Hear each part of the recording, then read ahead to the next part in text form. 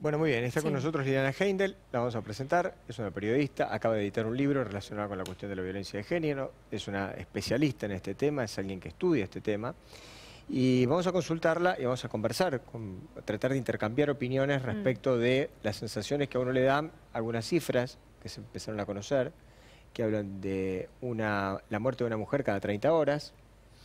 Yo quisiera preguntarte, en realidad, si esto es además de ser una manifestación de la sociedad, digamos, porque te demuestra una manifestación de una sociedad violenta, ¿no?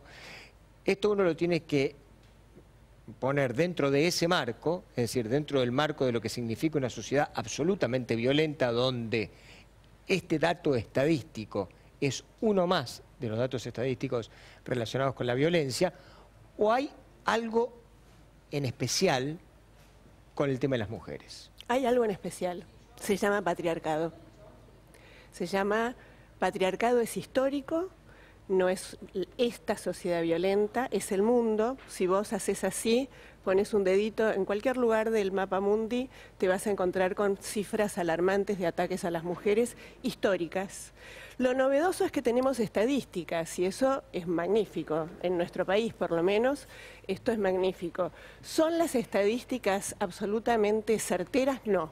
Desde hace ya muchos años la Casa del Encuentro, que fue la primera organización que empezó a darnos a quienes hacemos periodismo algunas cifras tomadas de lo que se publica. Imagínense ustedes que vivimos en un país enorme, en las provincias, dentro de las provincias, al interior de las provincias, hay una enorme cantidad de casos que no se publican, que no se conocen, que solo se sabe la vecina de al lado y que no llegan. Entonces podemos hablar de cada 30 horas, podemos hablar cada 18. Hace muchos años que quienes hacemos este tipo de periodismo con enfoque en derechos humanos, en particular en derechos humanos de las mujeres, sabemos que en la Argentina mata un varón a una mujer probablemente por día, sin que esto tenga una respuesta ni en los medios, ni en el Estado, ni en la conciencia de la totalidad de la sociedad. Liliana, estamos viendo en pantalla este calendario de 28 días, 28 femicidios, y la verdad que verlo en números alarma, es impresionante. Preguntarte desde tu trabajo cotidiano, ¿qué opinás del colectivo Ni Una Menos, si pensás que hizo que se haga todo muchísimo más visible y que falta todavía? Porque como decís vos, hay lugares del interior del país que mueren muchísimas mujeres y no se conocen. A manos de un varón, hay que aclararlo siempre. Mueren mujeres asesinadas por un varón que las mata después de haberles dicho que las amaba. Sí, entonces tenemos que, respondiendo a tu pregunta, ubicar esto en un contexto que tiene que ver con el amor romántico, con el lugar que las mujeres ocupamos en ese contexto del amor romántico. Y en relación a lo que vos me preguntás del Ni Una Menos, el Ni Una Menos es un antes y un después en la conciencia de la sociedad. Me parece que el Ni Una Menos fue posible porque había 30 años de trabajo del movimiento de mujeres en la Argentina y en el mundo, pero el movimiento de mujeres en la Argentina es heterogéneo, es diverso, es maravilloso. El movimiento de mujeres, las redes y el movimiento de mujeres han hecho que quienes debían ocuparse se ocupen de encontrar el cuerpo de Araceli, que sabíamos que estaba asesinada, y que hubiera quedado en la nada si ese movimiento de mujeres, que ha tomado mucha mayor conciencia en la sociedad, justamente gracias al Ni Una Menos, no hubiera seguido presionando. La policía... Pero perdón. Acá... Vos lo que me estás diciendo de que hubo un movimiento de mujeres que fue la que presionó para que se encontrara el cuerpo de Araceli. No te quepa ninguna duda. No, yo creo que perdón, lo que digo es que, yo lo que digo es que los primeros que presionaron a robarse eso me parece un tanto importante, o más importante de lo que realmente ocurrió. Los primeros que estuvieron al pie del cañón fueron los familiares de Araceli. Y acompañando a los familiares el movimiento de mujeres. ¿Quién encontró el cuerpo? ¿Quién insistió para que los buscara? Al lado de los familiares, al lado de su mamá, no solo de Araceli, de cada una de las víctimas, al lado, Micaela, Candela, al lado de cada familia. ¿Sabés lo que hay primero? Periodistas con conciencia, porque las víctimas llaman primero al periodismo. ¿Sabés por qué? Porque en la policía no les dan bola. Les dicen, está de gira, se fue, no, bueno, se fue con un amiguito. ¿Qué es lo que pasó? En realidad, lo que estoy tratando de hacer, estoy tratando de separar la paja del trigo porque me parece que es interesante, porque, digo, a ver, estamos tratando de mejorar como sociedad, y parte de mejorar como sociedad está bueno saber qué cosas hace uno y qué cosas deja de hacer. Cuando hablamos de periodismo en general. No hablamos de periodismo de mujeres. No. Porque yo también voy a cubrir, digo, soy hombre. Hablamos de buen periodismo y de mal mal periodismo. No hablamos en general, hablamos de buen periodismo. Y el buen periodismo no habla de personas descuartizadas antes de tener datos concretos. Sí, el buen periodismo no juega con el morbo, el buen periodismo no muestra cadáveres, el buen periodismo no da las direcciones de la familia.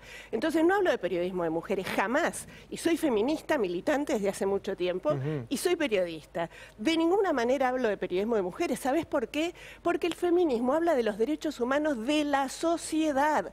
Tuyos, de ella, míos, de mi mamá, de mi abuelita, de mi amigo gay, de mi amiga lesbiana, de Loana Berkins, amiga querida a la que extrañamos. De la sociedad. Liliana, de eso habla el feminismo. Si no entendemos eso, estamos perdidos. Yo me paro en una frase tuya que vos decías que cuando la mujer va a denunciar, ¿qué le dice la policía? O que se fue de gira, o que se fue con un novio. ¿Crees que pasó algo similar con Araceli, que prejuzgaron y digamos que no fue en algún aspecto quizás una víctima ejemplar en cuanto a violencia de género? ¿Por qué? Porque la relacionaban con las drogas, porque relacionaban con que vivía en la calle, y eso hizo que la prejuzgaran y que no la buscaran como la tenían que buscar. Absolutamente. Mira, hay estudios sumamente interesantes acerca del machismo y la misoginia en el Poder Judicial. El Poder Judicial es un lecho de rocas con el que nos encontramos cada vez que tenemos que defender o que queremos acompañar y relatar las historias de mujeres que han sido... En el caso de la fiscal era machista, entonces. Absolutamente, y no es la primera, te puedo dar una lista. Mirá, era una fiscal machista, digamos, vos lo que en realidad el machismo no está en los genitales. Bueno, ¿puedo preguntar algo? Sí. Digo, bueno, que en realidad lo que estás diciendo es que el mal trabajo de la fiscal se debe a que era machista. Obvio, que tenía prejuicios patriarcales. Yo creo de que en realidad el mal trabajo de la fiscal, como dice la familia, si hay que ponerle una causa es porque en realidad no fue profesional ella, no porque era machista o porque era feminista. Sí, y no tiene nada que ver si sos machista o si sos feminista. No es una buena profesional porque además es machista. Y una fiscal... Bueno, eso puede ser una de las cosas, pero no, en realidad no es lo más importante. Si vos técnicamente no sos bueno y no sos sólido en tu trabajo, importa 3 bledos si sos machista o si sos feminista. Tu ideología siempre importa, en primer lugar. Para ideología vos. Siempre importa. Para mí, no todo está teñido de ideología. Para mí... Cuando vos sos profesional, ideología no tiene absolutamente nada que ver. Para mí es cierto, vos y yo no coincidimos. No, en eso no. Yo creo que todas las personas, sobre todo quienes tenemos una responsabilidad y le hablamos a una cámara, tenemos que tener en primer lugar el reconocimiento de estar atravesados por una ideología. ¿Qué es la ideología? Un cuerpo de ideas que te hace tener determinado sentido común. Ese sentido común hace que una fiscala diga que la piba se fue de joda, que se había drogado, que está de gira, o quédese tranquila señora, va a volver dentro de un ratito. Mientras tanto, la trata de personas aumenta porque las denuncias no se toman, y no se toman porque la policía y las fiscalías son machistas, no te quepa ninguna duda. Como periodista, Néstor, o sea, que podemos coincidir o no, también influye para que uno pueda ir a cubrir determinada nota y ponerse en carne. Yo como periodista mujer, a mí los temas de violencia de género me gusta ir a cubrirlos, quiero darles visualización, lo hago en el canal cuando me toca, lo hago en mi programa de radio, no sé si puntualmente con una ideología, pero lo vivo en carne, Cada mujer que aparece muerta y que uno tiene que contar una noticia de un femicidio, le toca adentro, como le puede pasar a una fiscal que no tiene que ser feminista, pero las cuestiones de género le toca y por ahí le busca otra vuelta, y no a que se fue con un novio, a que está relacionada con el Paco, con la droga, no la va a buscar desde ese lado. Creo que a esto quizás haces referencia. Es lo que pienso yo y es como me toca a mí como mujer y como comunicadora a la hora de cubrir una noticia. Yo creo que las búsquedas más importantes que se dan a la hora, o de los cambios más importantes que se dan en las sociedades en general, se dan siempre a partir del dolor y se dan siempre a partir de las pérdidas. Por ejemplo, la madre de Marita Verón, ¿no es cierto? Susana Trimarco. Susana Trimarco, a quien tengo el placer y el honor de conocerla. Esa mujer es, quizás el día de mañana nosotros en la Argentina le demos el reconocimiento que esa mujer realmente se merece, porque su búsqueda y su cambio de paradigma, incluso el cambio de paradigma en la sociedad de Tucumán, lo hizo desde el dolor. y no estuvo teñido, por lo menos en las charlas que yo he tenido con ella, por rasgos feministas o por rasgos machistas. Sí es cierto, sí es verdad, que muchos de los comportamientos que se dieron en la sociedad de Tucumán, y ella los denunció, fueron precisamente por lo que vos mencionás, y que tienen que ver con esta cosa de... No, hija, esta pibita, tal cosa, tal cosa. ¿Viste cómo estaba vestida? Esto es realidad, esto es cierto. Es decir, esto es cierto. El otro día estaba viendo un cartel precioso que lo pueden buscar en internet que dice, para ni una menos, con la manito levantada, para decir ni una menos hay que empezar a preguntar cómo estaba vestida. Hay que dejar de preguntar cómo estaba vestida. Sí, hay que empezar a preguntarse cuáles son los derechos de esta mujer que fueron avasallados. ¿Cuáles son los derechos de Iggy, que está detenida por haberse defendido de 10 patoteros que la querían violar? Esa jueza, esa fiscala, ese cuerpo de profesionales que debería cuidar sus derechos humanos, no la está cuidando. Iggy está detenida mientras el señor Badaraco fue liberado, a pesar de que la fiscala hay una cierta presunción de inocencia que le cabe maravillosamente a los violadores y a los violentos, pero que parece que no se apoya igual sobre las cuestiones que tienen que ver con las mujeres. Lamentablemente la justicia es patriarcal. Y sí creo que se trata de una cuestión de derechos humanos de la sociedad que deje de serlo. Hay muchos estudios que toman y comparan determinados casos de mujeres, de varones, de determinadas situaciones y que muestran cómo, ¿sabes cuál es el problema mayor? Que las ideas machistas las tenemos en la piel, varones y mujeres. Ahora, ¿a vos no te parece que independientemente de lo que cada uno piense, muchas de las cosas podrían salir mejor si hubiese, ¿no es cierto?, un protocolo de cómo actuar en determinadas circunstancias con la asepsia respectiva de lo que cada uno pueda pensar? Porque si vos tenés un protocolo y sabés cómo te tenés que manejar, y ese protocolo está consensuado socialmente, ¿no es cierto?, en el lugar y en el rol que vos ocupes, ya sea como de comunicador, ya sea en un rol de juez o de fiscal o de lo que fuere, probablemente no estaríamos discutiendo estas cuestiones relacionadas al pensamiento de cada uno. Perdóname, vos hablabas hace un momentito de Tucumán.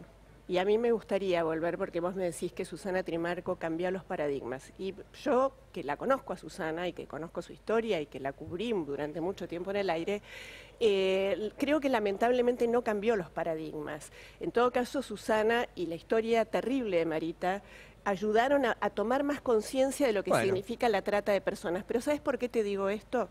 Porque el año pasado estuvo en Tucumán el caso Belén. Es cierto. ¿Verdad? Donde Soledad Esa, una abogada, Católicas por el Derecho Pero no lo vas a terminar de la noche a la mañana. Acompañaron a una situación donde una mujer queda detenida en una situación de alta... Y había protocolos. ¿Por qué te cuento esto? Porque los protocolos, cuando la sociedad es patriarcal y los jueces y las juezas son machistas y los fiscales y las fiscalas son machistas, no hay protocolo que valga. Hay un protocolo no escrito que dice que vivimos en una sociedad laica. Sin embargo, en muchas provincias en la Argentina eso no se respeta y hay educación religiosa, algo que lamentablemente nuestro ministro de Educación acaba de reflotar en los últimos días, hablando de qué bueno sería que haya educación religiosa en las escuelas. Yo no creo que en realidad eso sea ni lamentable ni no lamentable. A mí me parece que hay que respetar. No, a mí me parece que la gente a mí me parece que la gente que quiere estudiar en un colegio religioso, puede mi hija va a un colegio religioso a estudiar y yo no tengo por qué decir que es lamentable ni no lamentable. Pero vas a un colegio eso corre religioso. Por tu cuenta. Pero está perfecto. Estamos hablando de escuelas del Estado. Pero va por elección, Pero discúlpame, lo que estoy diciendo es lo siguiente. Espera, yo lo que digo es, si el ministro reflotó o no reflotó la cuestión de lo que significa el tema religioso, la educación religiosa dentro de los colegios, es un grano de arena en el medio de una playa. Los problemas que tiene este país, que vos muchos de ellos los mencionaste antes, y que son tremendamente más graves, como matar gente, como matar mujeres. Hemos mostrado un calendario recién de mujeres muertas. Aterrador. Yo entiendo lo que vos decís. ¿Querés que lo debatamos? Lo podemos debatir. Pero me parece que acá hay que solucionar otras cosas antes. No, pero ¿por qué te digo esto? Porque muchas de nosotras y muchos creemos que la semilla de la educación es fundamental. Educación sexual integral es una ley. Vos me hablabas de protocolos. Es una ley nacional que se incumple desde hace años. ¿Por qué? contamos los cadáveres, amigo. Tenemos que dejar de contar cadáveres para empezar a educar desde el jardín de infantes. Y no podemos educar desde el jardín de infantes con la ley sexual integral, la educación sexual integral, porque hay grandes fuerzas que se oponen y se resisten a que eso sea posible. Porque si no, ¿por qué esa ley que ha sido consensuada, trabajada, discutida, negociada, no se pone en práctica? Para dejar de hablar de feminicidios, tenemos que hablar de educación, tenemos que hablar de igualdad de salarios, tenemos que hablar de trabajo. Yo no creo que porque en la escuela pública vos tenga más componente religioso, menos componente religioso, se termine en un femicidio. ¿Qué querés que te diga? No, discúlpame, a mí no me parece que tenga relación. Podemos sumar en, nuestro día de primer encuentro nuestros desacuerdos. Pero me parece interesante poder discutir acerca de estas cuestiones. Yo además te voy a decir una cosa, no tengo el cassette puesto y digo lo que pienso. Y me parece que en esto, una cosa podés ir a sentir todo el tiempo y decir, sí, políticamente correcto, te doy la razón en todo lo que decís, porque si no después tener un aluvión en el teléfono que, ¿sabes qué? Te quieren desollar en la plaza pública. Porque en este país, si vos no vas para el lado que va la corriente, la hipocresía es tan grande. Estamos de acuerdo. Que en realidad no podés discutir nada. Acá no podés discutir absolutamente nada. ¿Querés discutir alguna cosa? Y yo, no, pero vos qué vas a discutir, vos no podés discutir nada. Sí. Entonces, yo digo humildemente de mi lugar, que no soy ninguno de estos, ¿cómo se llaman? ¿Cómo? Los de internet que hablábamos hoy en la mañana. No soy uno de estos es para chiste, comunicadores, comunicadores modernos. No es un chiste, es verdad. Lo que digo es, uno puede estar en desacuerdo o en debate. Lo que a mí me parece que lo que no hay definitivamente, es ganas de cambiar. No es ganas de cambiar las cosas. Sí, ganas sí. Además vos estás hablando de un universo donde yo puedo hablarte de una enorme cantidad de personas, de una enorme cantidad de víctimas y de acompañantes de víctimas que piden por favor cambiar. No podemos decir que no hay. No de la sociedad. Hablemos de la resistencia, de la resistencia a que ese cambio no hablé de la sociedad, hablo de aquellos que tienen que cambiar las cosas. ¿Cuáles son las fuerzas minoritarias pero poderosas? Porque siempre el poder está en manos minoritarias. Las mayorías queremos cambiar, y ese poder minoritario que se expresa de muy diferentes maneras se resiste e impide el cambio. Cuando más fuerte es el movimiento de mujeres, el Ni Una Menos, que además en las calles seguramente ustedes estuvieron. Sí, por supuesto. No éramos solo mujeres, intergeneracional, jóvenes, mayores, niñas, varones, disidentes sexuales. Sí. Liliana, yo para cerrar y para poder tener una conclusión de lo que es el tema también, que es un tema sumamente importante. Más allá de que lo que pasó con Araceli, digamos que tuvo todos puntos que fueron oscuros, por lo menos para mí, desde la cobertura que hice, desde cómo lo viví. Sí, totalmente. ¿Crees que hay diferencia y que se prejuzga, por ejemplo, quizás está mal o no opinen, como dice Néstor, o no sea lo políticamente correcto, que hubo diferencias entre la búsqueda de Micaela, que quizás era una víctima ideal, y no la búsqueda de Araceli, que era marginal, y como te dije antes, que tenía que ver con las drogas, para cerrar esto un poco? Sí, siempre hay una diferencia de clase. Este puede ser un concepto que parece viejo, pero a mí me interesa tomarlo porque es muy claro en relación a de quién hablan los medios. ¿Quién ocupa la portada de un medio? ¿Por qué Micaela? ¿O por qué? ¿Y quién no? ¿Quién no aparece ni siquiera en las estadísticas? Iggy no está en la tapa de los diarios, por ejemplo. No. Y me parece que sí, que en ese sentido, la nieta de Jomnales, por hablar de un caso que también fue muy conocido y muy mediatizado, me parece que tenemos que romper con esa estructura y darnos cuenta que la violencia machista arrasa con todos los límites. Esto te lo dejo, te lo regalo y te pido que se lo prestes a Liliana González, que suele estar aquí, con quien no coincidimos, pero a lo mejor si se entera un poquito más de qué se tratan los estudios de género, modestamente lo digo, le regalo mi libro con toda modestia, pero era el que tenía en casa antes de salir. Siempre es importante todas las opiniones y el debate, que es lo más importante de todo. Gracias. Gracias, Liliana. Gracias por tus palabras. Vamos a hacer una pausa rapidísimo. Ya venimos.